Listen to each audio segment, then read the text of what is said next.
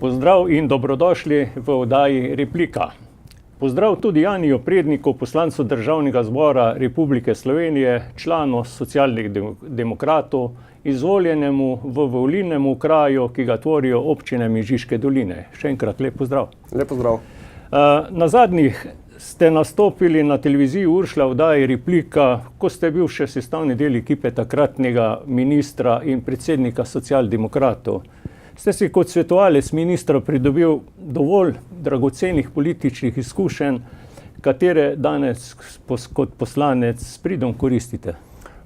Moram reči, da sem jaz sem pri magistru Židanu bil zaposlen 6 let in sicer sem tudi v kabinetu bil zaposlen na področju povezave z državnim zborom in z vlado. To se pravi tudi z tistima dvema vejama, kateri sedaj v eni aktivno sodelujem, z drugo pa tudi sodelujem. Tako da lahko rečem, da mi je to dalo neko kilometrino, ki mi sedaj kot poslancu zelo pomaga. Ko sem se predstavil, ko sem bil izvoljen v državni zbor, mi v bistvu to področje ni predstavljalo nič novega, kajti že prej sem to področje pokrival oziroma sodeloval z državnim zborom in to lahko rečem, da so neke neprecenljive izkušnje, ki jih sedaj s pridom izkoriščam. Na minulih volitvah v državni zbor ste dosegel izjemen rezultat. V 5. volilni enoti, ki je veljal volilni okraj Velenje za Trdnjavo socialdemokratov vaše stranke, seveda, skoraj za nepremagljivo, vam je pa uspelo. Premagali ste vse proti kandidate in postal poslanec neposredno, takole bi rekel, na osnovi glasov, ne tako. Kako vam je to uspelo? To drži. Ta 5. volilna enota je znotraj socialne demokracije nasploh ena izmed močnejših enot. Velenje je veljalo za Trdnjavo, Velenje je bilo do nedavnih volitev v bistvu nedotakljiva Trdnjava, kjer je bil poslanec, ki je tam kandidiral, vedno izvoljen, mislim, do leta 1991 naprej in sedaj zadnje volitve so bile prve, ko je Velenje izgubilo oziroma pač jih je nekdo premagal. Premagal sem jih jaz iz Mežiške doline, kar moramo povedati, je bilo tako za stranko kot tudi za mene zelo nepričakovano. Tudi rezultat, ki sem ga dosegel, je bil nepričakovan in mi seveda ta rezultat nalaga določene obveznosti, ki upam, da jih bom izpolnil. Samo je treba reči, da tudi protikandidati so bili prvokategorniki, če bi tako vzel, tako bi rekel, tudi v Dravski dolini, pa ostalo pa bi morda še tukaj Drži, v Velenju je kandidirala ministrica, tako bivša kot tudi sedanja Andreja Katič, pa kandidiral je bivši poslanec Jančko Brne, v Slovenj Gradcu je kandidirala Lucija Fink, v Dravogradu Dominika Švarc-Pipan, to se pravi, lahko rečemo tisti politični težkokategorniki, oziroma so vsaj do lani veljali za težkokategornike, tako da je ta rezultat bil še toliko bolj presenetljiv. Pa znotraj, morda za primerjavo, znotraj stranke na državni nivoju, če vzamemo zdaj vse voline, je bil tudi vaš rezultat, bi rekel, tam nekje na vrhu, ne? Ja, v bistvu sem bil drugi znotraj stranke. Pred mano je bil samo dolgoletni poslanec Matjaž Han, jaz sem bil na drugem mestu, potem tretji pa je bil predsednik stranke Dejan Židan. No, kot rečeno, to vam daje kar precejšen kredit, pa nalaga tudi nekaj obveznosti po tej plati. Seveda, zdaj to seveda lahko rečemo, da to ti daje tudi nek veter v jadra, ko vidiš, da imaš zaupanja ljudi, seveda je pa po drugi strani tudi določeno, ne bom rekel breme, ampak nalaga določene naloge, ki jih je pač potrebno izpeljati. Po vsakih volitvah nastopajo povolilne primerjave odstotkov prejetih glasov in izpostavlja se nesorazmerno število glasov, ki ste jih prijeli posamezni poslanci. Tudi Ustavno sodišče je ugotovilo neskladnost z ustavo volilne zakonodaje in naložilo državnemu zboru, da je treba tole v nekem roku to volilno zakonodajo uskladiti z ustavo. Pa se kaj dogaja na to temo v državnem zboru? Ja, se dogaja in sicer to drži. Volilni okraji med seboj, nekateri so primerljivi, nekateri niso primerljivi. Tudi znotraj naše stranke so nekateri z bistveno manj glasovi, kot sem jih prejel sam, prišli v parlament. Sam sem imel nekaj več kot 2600 glasov, medtem ko je moj kolega poslanec, ki je kandidiral v nekem drugem volilnem kraju, pa je imel samo pod narekovaj 900 glasov. To pomeni, da ima tudi procentualno, pa niti ni bil toliko nižje. To pomeni, da je imel tudi število volilnih upravičencev nižje in to je tisto, kar sedaj tudi usporava Ustavno sodišče in to bomo verjetno v naslednjih 2 letih morali rešiti in te okraje narediti med seboj ali bolj primerljive ali pa iti na nek drug sistem volitev. Samo to je vedno neki izredno težek zalogaj, kar ti politične stranke imate dokaj preanalizirano to našo državo in veste, kaj lahko izgubite ali pa dobite, če spreminjate neko, pa posegate v te volilne okraje, manj v volilne enote. Drži, vsaka stranka za sebe ve, kateri okraji so nekoliko bolj izvoljivi, kateri so nekoliko manj. Sedaj seveda z tem, ko je Ustavno sodišče pač dejalo, da je to neustavno oziroma v enem delu neustavno, bo potrebno iti v spremembe. Proces bo verjetno zelo dolg in tudi zelo naporen, kajti kot ste sami dejali, stranke smo navajene nekega sistema in verjetno bo prišlo tudi do tega, da bo z spremembo te volilne zakonodaje kakšen od poslancev, ki je tudi sedaj v državnem zboru z drugim sistemom nekoliko na slabšem in zna se zgoditi, da bo, ko bo prišlo do glasovanja v državnem zboru, ki potrebuje ustavno večino, bo določen poslanec, ker bo seveda gledal na svoj okraj, ne bo zadovoljen in bo morda tudi, če je znotraj koalicije, glasoval proti temu. V volilni kampanji se kandidati, saj po obstoječem volilnem sistemu, zavedate, da ste zelo odvisni od volilne baze oziroma ki je v volilnem okraju in seveda v svojih programih najavljate pa predstavljate pač tudi všečne zadeve, ki jih želijo te volivci slišati, kar je popolnoma razumljivo. Vendar, ko postaneš, bi rekel, v tem konkretnem primeru, vi kot poslanec, potem seveda ugotovite, da nekatere stvari seveda niso tako lahko za realizirati. Pa bi vas vprašal, kako vam uspeva realizirati te vaše predvolilne obljube? Ja, vsak poslanec, ki gre, oziroma kandidat za poslanca, ki gre na volitve, seveda izpostavlja tisto lokalno problematiko, ki je pereča v okraju, kjer kandidira.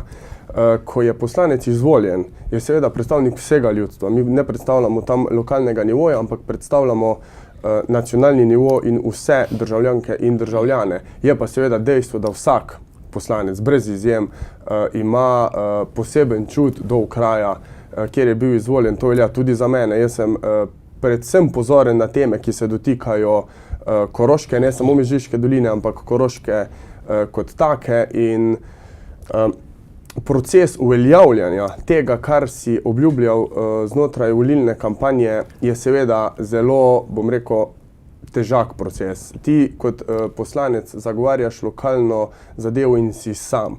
In znotraj državnega zbora ali pa vse znotraj koalicije moraš seveda pridobiti na stran večino znotraj koalicije, seveda ne prej znotraj stranke, kot tudi, to je lahko povem, da tudi znotraj stranke seveda obstajajo, bom rekel, različne želje. Potem je pač odvisno od tega, kako se poslanec tudi znajde, kako je poslanec močan znotraj lastne stranke in kako zna tudi spretno zmanevrirati, da pride potem na nacionalnem nivoju do realizacije. Je pa dejstvo, da se da. Seveda proces ni iz danes na jutri, to se vidi pri marsikakšnem projektu, tudi cesta je en izmed takšnih projektov, ampak tisto, kar sem jaz med kampanjo govoril, sem se lotil takoj in upam, da bo mandat trajal 4 leta oziroma sedaj še 3 leta, da bomo lahko realizirali oziroma da bom lahko realiziral večino tistih točk, ko sem jih tudi obljubljal. Neke stvari so se že dogodile, pa ena splošna ugotovitev je, da centralizacija v državi poteka tudi na tej prikriti, neopazni ravni. Seveda nekaj je pa očitnih primerov. Tako so se reorganizirali centri za socialno delo, potem tista nedavno se ukinila poslovalnica Nove Ljubljanske banke v Črni, potem pa še, da ne nanizam, ampak rečemo na teh primerih, seveda, kot izvoljen poslanec ste v težki vlogi, ker v bistvu tu koliko lahko sploh vplivate na te spremembe? Ali... Ja, To se ponavadi dogaja na tistem drugem in pa tretjem nivoju znotraj nekih državnih inštitucij in poslanci moramo biti pazljivi, pa ne samo poslanci. Jaz bi tu tudi apeliral na vse, ki pač delajo v teh državnih inštitucijah na lokalnem nivoju, da pravčasno poslanca obvestijo, ker poslanci v vseh procesih nismo obveščeni in smo velikokrat obveščeni takrat, ko je v bistvu že prepozno. Kar se tiče pa NLB poslovalnice v Črni, smo pa prišli do točke, kjer smo se v bistvu dvignili vsi. Najprej se je dvignila seveda županja Črne, potem sem se dvignil jaz. Aktivirali smo predsednika države, vlade, parlamenta, ministra za finance, tudi SDH, ki je pač upravitelj NLB-ja. In smo ugotovili, da nihče ni pristojen. To pomeni, da smo v preteklosti sistem naravnali tako, da ima sistem napako. Država je bila lastnik NLB-ja, sedaj sicer ni več večinski, ampak še vedno je. Se pa ne more politika, ki vodi državo, to pomeni, da je v bistvu politika takratna, ki pač vodi državo, lastnik podjetja, se ne more obrniti proti podjetju in reči, dovolj, poslovalnica v Črni ali pa kje drugje, ni bila samo poslovalnica v Črni, bila je tudi poslovalnica na Goričkem, da politika reče, poslovalnica se ne sme zapreti. Seveda vsi gospodarski subjekti, tudi državni, vedno trdijo, da se politika ne sme mešati v posle. Zdaj, če je to, da politika reče, da se poslovalnica v Črni na Koroškem ne sme zapreti zaradi več dejavnikov, tudi zaradi tega, ker komitenti te poslovalnice so že sedaj imeli precej daleč do te poslovalnice, od sedaj naprej bo imeli pa še dlje. Če je to mešanje v poslovne procese, potem imamo še večjo napako v sistemu, kot sem na začetku povedal. V tujini je to tako, če je lastnik privatnik, normalno privatnik reče, kaj se bo s podjetjem dogodilo.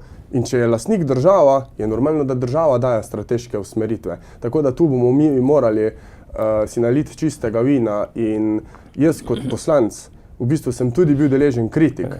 Zaradi tega, pa ne samo jaz, tudi županja in v bistvu cela politika, nismo imeli pa vzvodu, da bi to preprečili.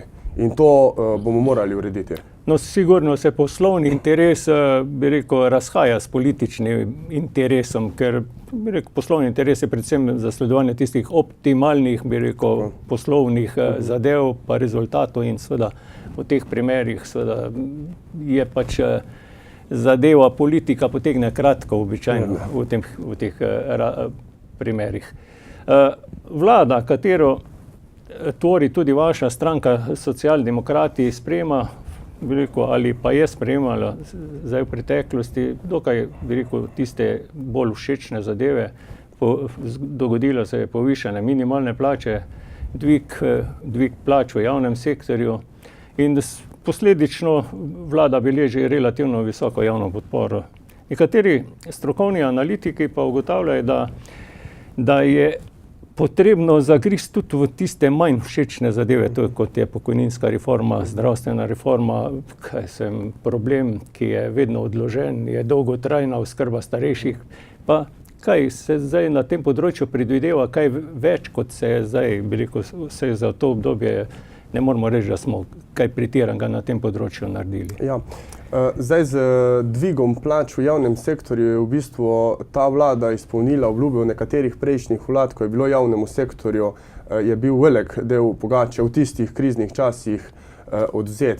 Sicer vlada tudi ni vrnila vse, kar je bilo takrat odvzeto, ampak en del, zato ker je bila to obljuba vlade. Ne glede na to, katera vlada je, mi bomo morali v tej državi začeti gledati vlado kot kontinuiteto, ne kot parcialno tisto, ki vodi 4 leta. Če vlada obljubi, potem mora, ne vem, če obljubi, da bo čez 8 let se nekaj zgodilo, mora potem pa čista vlada to obljubo izpolniti, ne glede na to, katera je. Dvignili smo tudi minimalno plačo. Pri minimalni plači je bilo do sedaj vedno tako, da nikoli ni bil pravi čas.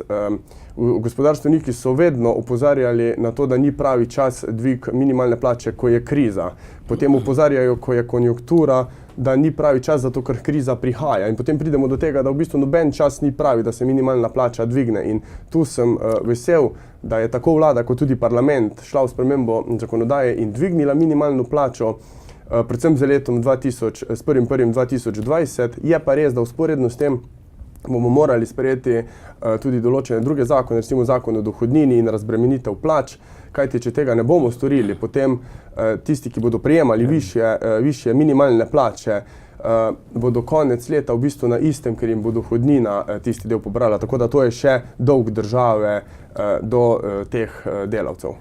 Ob sprejemanju rebalansa je bilo zaznati, da je državni svet dal veto, pa tudi fiskalni svet je opozarjal, da ta rebalans ni tista, bi rekel, neka optimalna rešitev. Pa kako ga vi komentirate? Kar se tiče državnega sveta, državni svet je dal veto in sicer tisti del, ki pokriva lokalne skupnosti, ker lokalne skupnosti, se pravi župani, niso bili zadovoljni za povprečnino, ki jo prejemajo. Povprečnina je sicer šla, mislim, da 20 evrov gor, vendar oni s tem niso bili zadovoljni in zato je bil potem izglasovan tudi ta veto. Kar se tiče pa fiskalnega sveta, pa opozarja, tudi Evropska komisija je opozorila, vendar jaz na ta fiskalni svet gledam tako, jaz sem tudi v parlamentu z neko prispodobo to nakazal. Če se mi usedemo v avto in se nam prižge rumena lučka za airbag, ne bomo ugasnili avtomobila in stopili ven in rekli konc je, ampak se bomo samo bolj previdno peljali naprej in tako bo tudi vlada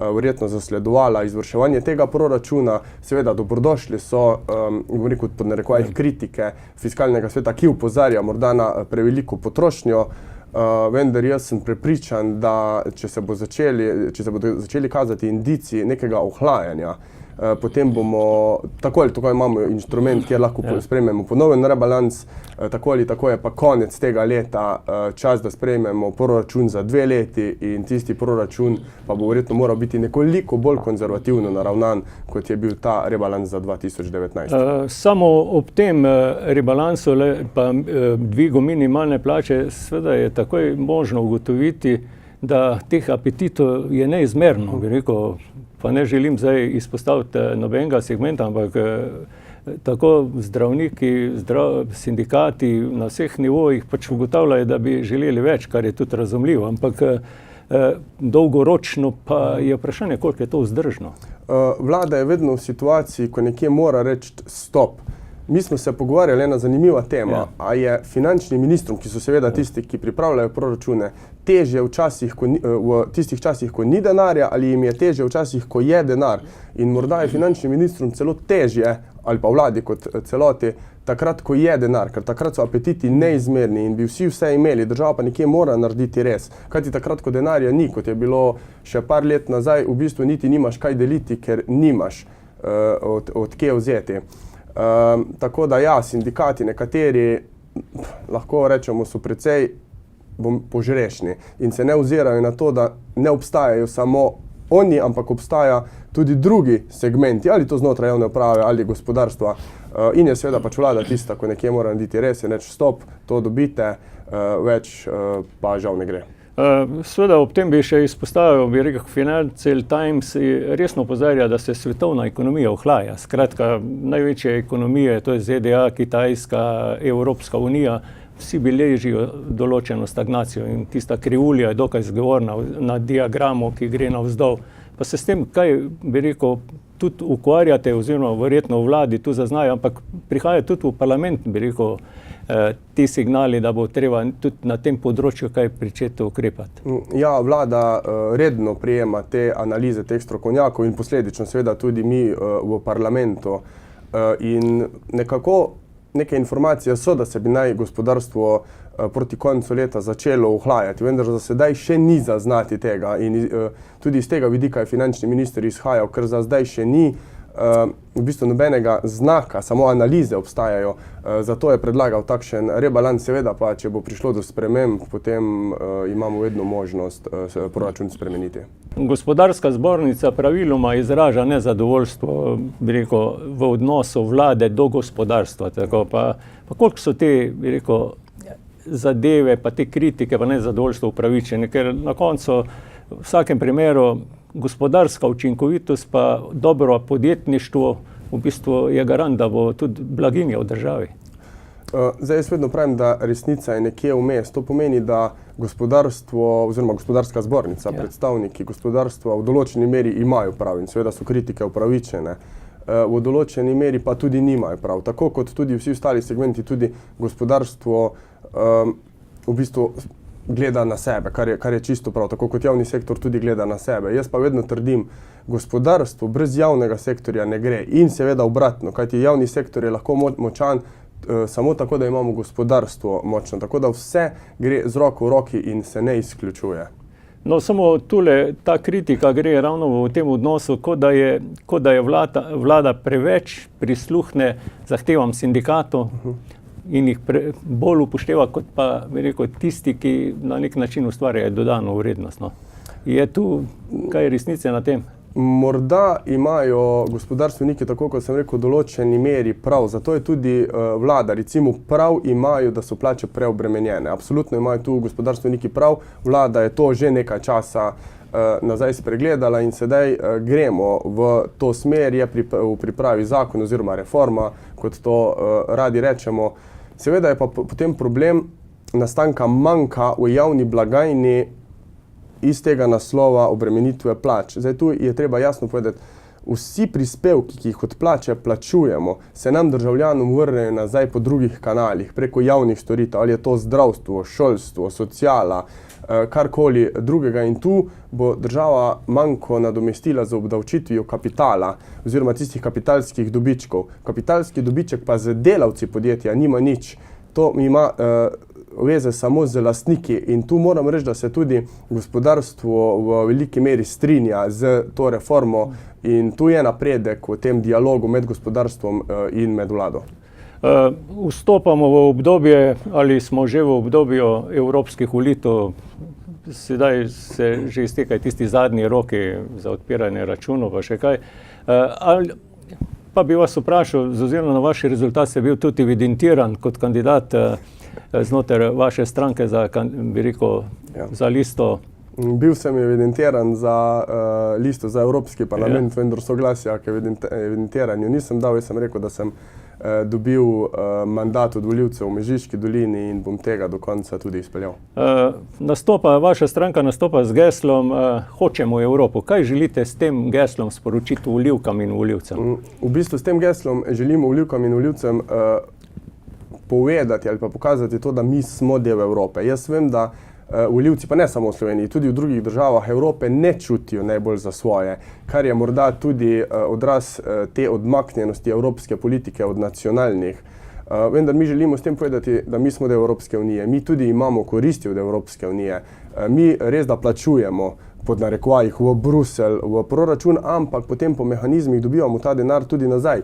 Je res, da imamo sicer težavo pri črpanju, ampak to smo krivi sami, to ni kriva Evropa, to smo krivi sami v državi. Lahko tudi rečemo, da mi znotraj Evropske unije smo v neki varni coni. Evropa je najbolj varen kontinent in varnost je verjetno ena izmed prioritet, ker vidimo, da na nekaterih drugih segmentih sveta se dogajajo zadeve, ki so nam v Evropi nepredstavljive in to je ena izmed zelo pozitivnih točk Evropske unije. No, mislim, da lahko bi rekel z Evropo, da se to lahko kar strinjamo, da Evropa je tista zadeva, ki bog ne daj, da bi tu šla v neko napačno smer. Brexit sam po sebi že kaže, kakšne težave pri izstopu, ob razpadu bi bila pa zadeva še mnogo hujša. Drži. Zdaj, pri Brexitu je verjetno vsem, ki spremljamo, pa ne samo, da spremljamo politiko, ampak generalno, da je bil referendum izsiljen, da so tisti, ki so glasovali za izstop, si verjetno zelo hitro premislili, vendar sedaj Velika Britanija išče vse možne kanale, da bi čim dlje podaljšal obstanek v Evropski uniji, kar kaže na to, da je vendarle boljše biti v Evropski uniji, kot izven Evropske unije. Poleg tega, da ste poslanec, ste tudi svetnik v občinskem svetu občine Ravne na Koroškem, pa vam obveznosti poslanca dopuščajo, da ste tudi tu angažirate kot svetnik. Lahko rečem, da je izredno naporno. Jaz ravno zaradi tega, ker sem veliko v Ljubljani v parlamentu, sem se odpovedal odborom znotraj občinskega sveta. Seveda sem pa občinski svetnik in se sej redno udeležujem, razen če ni kakšne res izredne seje v Ljubljani. Sem vedno prisoten na občinski seji, tako ali pa tako sem pa v bistvu lahko rečem več na Koroškem kot v Ljubljani, kajti v Ljubljani nisem niti ene sekunde dlje, ko pa je nujno. Spoštovani Jani Prednik, želim vam uspešno delo v parlamentu in vse dobro in hvala za pogovor. Hvala za povabilo in se vidimo. Spoštovane gledalke in gledalci, vam pa hvala za pozornost in nasvidenje.